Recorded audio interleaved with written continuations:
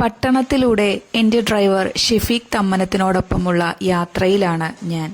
വളരെ മാന്യനും മര്യാദക്കാരനുമായ ഒരു വ്യക്തിയാണ് ഇദ്ദേഹം.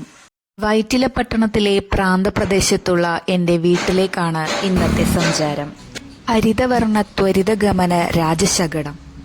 ചെടിച്ചട്ടിയിൽ റെയിൻകോട്ട് മുളപ്പിക്കുന്നതിൻ്റെ പേറ്റന്റ് പോരാളിക്ക് സ്വന്തമാണ്. പോരാളി അടുക്കളയിലെ ഹോമകുണ്ടത്തിൽ കടുക് താളിക്കുകയാണ്.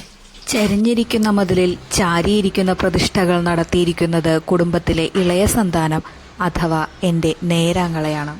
ഞാൻ ശ്രീകോവിലിനുള്ളിലേക്ക് കയറി ആങ്ങളയെ പള്ളി ഉണർത്തി.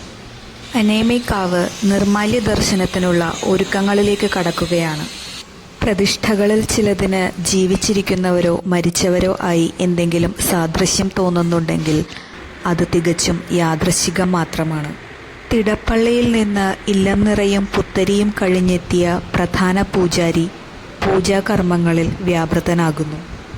ഇന്ന് മഴയായതുകൊണ്ട് അടിച്ചുതളിക്ക് അവധി കൊടുത്തിരിക്കുന്നു.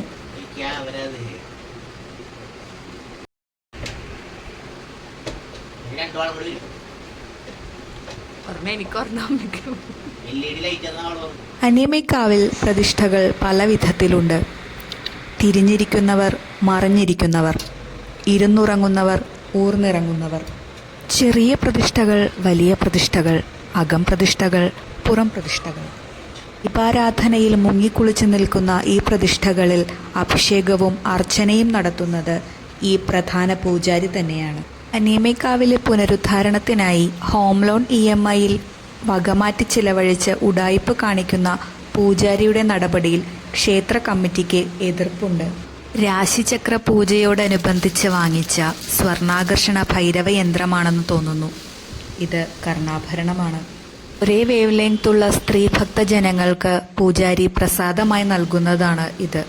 പൂജാരിയുടെ യാഗാശ്വത്തിനുമീതെ രാജമാത കൊടമ്പുളി ഉണക്കാൻ വെച്ചിരിക്കുന്നു. ഈ തിരുമുൽ കാഴ്ചയോടെയാണ് നട ഇന്നത്തേക്ക് അടക്കുന്നത്.